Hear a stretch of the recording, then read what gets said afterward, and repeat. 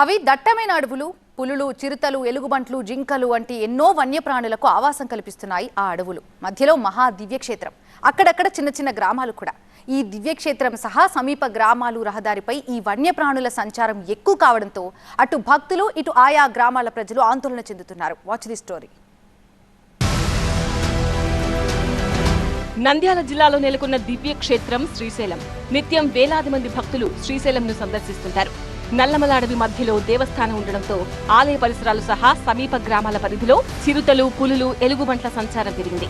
Wild animals అడవులను వీడి జనావాసాలు రహదారిపైకి వస్తుండడంతో భక్తులు, స్థానికులు భయాందోళనకు గురవుతున్నారు.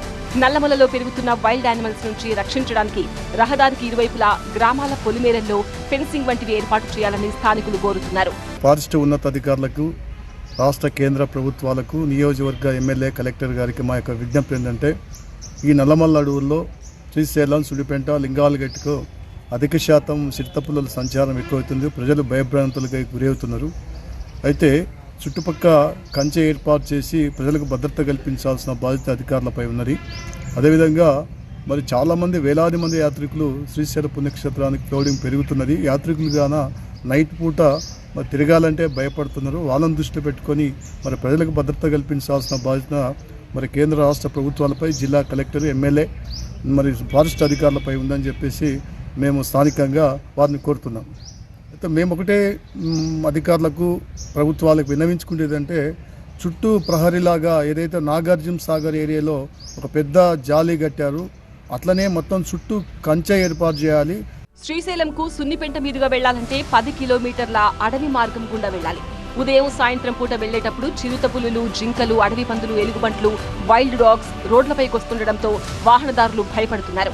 అడవిలో నీరు లేకపోవడం, చిరుతలకు ప్రధాన ఆహారమైన పంది పిల్లలకు వైరస్ సోకడంతో ఆహారం కోసం వైల్డ్ యానిమల్స్ జనావాసాల్లోకి వస్తున్నాయంటున్నారు స్థానికులు. శ్రీశైలం సుండిపెంట ప్రాంతంలో మరి ఈ మధ్యకాలంలో చిరుతల సంచారం, అలాగే ఎలుగుబంట్ల సంచారము అధికంగా ఉంటుంది. ఎందుకంటే అడవి ప్రాంతంలో మరి ఎండాకాలం వస్తూ ఉంది. అక్కడ సరైన నీటి వసతులు, కుంటలు లేకపోవడం వల్ల అవి నీటి కోసం అని చెప్పేసి రోడ్ల మీదకి రావడం జరుగుతూ ఉంది. ఆ రకంగా వచ్చే క్రమంలో అవి వెహికల్స్ కింద పడి మరణించిన సంఘటనలు ఉన్నాయి. అలాగే భక్తుల మీద పడి భక్తులు గాయపడిన సంఘటనలు కూడా మనం ఈ మధ్యకాలం చూస్తున్నాము. ఫారెస్ట్ అధికారులు ఎక్కడైతే సంచారం జరుగుతూ ఉందో రోడ్ల మీదకి రాకుండా చూసే బాధ్యత ఈరోజు మరి అధికారులు తీసుకోవాలి. అలాగే సుండిపెంట ప్రాంతంలో ఇక్కడ విద్యారంగానికి సంబంధించి కాలేజీలు, ట్యూషన్లు ఇక్కడ ఎక్కువగా ఉంటాయి. పిల్లలు చదువుకోవడానికి, ట్యూషన్లకు పోవడానికి కూడా ఈ మధ్యకాలంలో భయపడతా ఉన్నారు. వీటి సంచారం గత 2-3 నెలల క్రితం కూడా ఎక్కువగా ఉండటము, అలాంటి వీడియోలు కూడా మనం ఈ మధ్యకాలం చాలా చూసాం.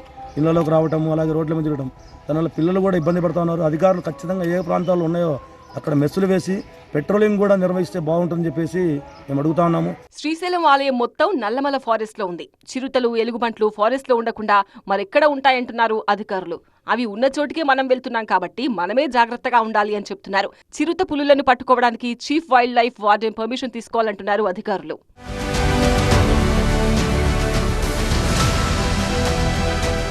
చిరుత పులులు, ఎలుగుబంట్లు తదితర జంతువులు ఆహారం కోసం గ్రామంలోకి వస్తున్నాయి. సున్నిపెంటలో కుక్కలు, పాడి పశువులు ఎక్కువగా ఉండడంతో వాటి కోసం ఈ క్రూర జంతువులు వస్తున్నాయని ఫారెస్ట్ అధికారులు అంటున్నారు.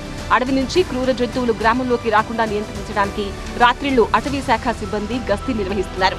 జంతువులు తిరిగే ప్రాంతంలో మనం నివసిస్తున్నాం కాబట్టి తప్పించుకుని తిరగడం తప్ప వేరే అవకాశం లేదంటున్నారు అటవీ శాఖ సిబ్బంది. ఈ అటవీ ప్రాంతం గుండా వెళ్లేటప్పుడు భక్తులు, స్థానికులు జాగ్రత్తగా ఉండాలని సూచిస్తున్నారు. సున్నిపెంట నుంచి శ్రీశైలం వెళ్లాలన్నా గానీ దాదాపు 10 కిలోమీటర్లు అటవీ మార్గంలోనే వెళ్ళాలా.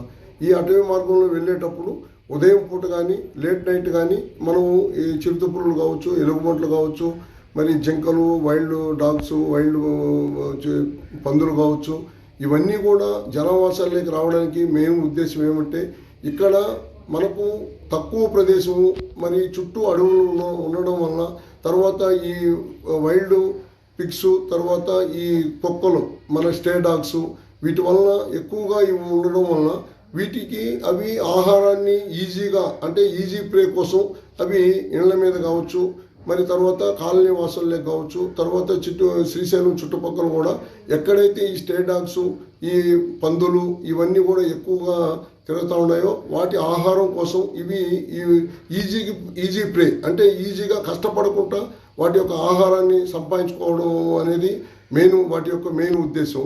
అది అందువల్ల ఎక్కువగా ఇవి వస్తున్నాయి. నల్లమల ఫారెస్ట్ లో ఈ నెల 27 నుంచి జంతు గణన మొదలైంది. అంటే ఫారెస్ట్ లో చిరుతలు, ఎలుగుబంట్లు సహా అన్ని జంతువుల సంఖ్యను లెక్క తేల్చే పనిలో ఉన్నారు అధికారులు. ప్రస్తుతం నల్లమల అభయారణ్యంలో 250 రకాలకు పైగా మాంసాహార జంతువులు, 300 రకాలకు పైగా శాకాహార జంతువులు ఉన్నాయంటున్నారు. వీటిలో 87కు పైగా పెద్ద పులులు, 400కు పైగా చిరుత పులులు ఉన్నట్టు అటవీ శాఖ చెబుతోంది. ఈ వైల్డ్ లైఫ్ సెన్సస్ అనేది సంవత్సరానికి 2 సార్లు చేయడం జరుగుతుంది.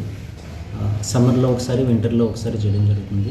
ఇప్పుడు వింటర్లో మనకి ఈ రోజు నుంచి 27వ తారీఖు నుంచి స్టార్ట్ అయ్యి ఒక 8 రోజుల పాటు ఈ వైల్డ్ లైఫ్ సెన్సస్ జరుగుతుంది. సో ఈ వైల్డ్ లైఫ్ సెన్సస్లో ముఖ్యంగా కార్నివర్స్ అలాగే హెర్బివర్స్ 2 రకాలు, అలాగే వెజిటేషన్ చెట్ల జాతులు, గడ్డి, వీడ్ ఎలా ఉన్నాయి వీటిలన్నింటిని కూడా అంచనా వేయడం కోసం అనేది ఇది జరుగుతుంది. మొదటి 2 రోజులు కూడా రెక్కి నిర్వహించడం జరుగుతుంది. మనకి ఇందులో ట్రైల్ పాత్స్ డిసైడ్ చేసుకోవడము, అలాగే ట్రాన్సాక్ట్ లైన్స్ డిసైడ్ చేసుకోవడం కోసము ఇది చేయడం జరుగుతుంది ఈ రెక్కి అనేది. సో ఆల్రెడీ మన వాళ్ళందరూ కూడా రెక్కి అంటే transect lines, trail paths finalise చేసుకుంటారు. లాస్ట్ టైగర్ ఇండివిజువల్ కౌంట్లో మనకి రికార్డ్ అయినవి 87 టైగర్స్. లెపర్డ్స్ అనేది మనకి ఇంచుమించు ఒక 400 వరకు ఉండవచ్చు అనేది అంచనా. శ్రీశైలం క్షేత్రంలో క్రూర జంతువులు రాకుండా చూడాలని అటు ఆలయ అధికారులు సైతం చాలా సార్లు అటవీ శాఖ అధికారులకు లేఖలు రాశారు. తమ భయాందోళనలు తీర్చే విధంగా ప్రభుత్వం, అటవీ శాఖ చర్యలు చేపట్టాలని స్థానికులు, భక్తులు కోరుతున్నారు.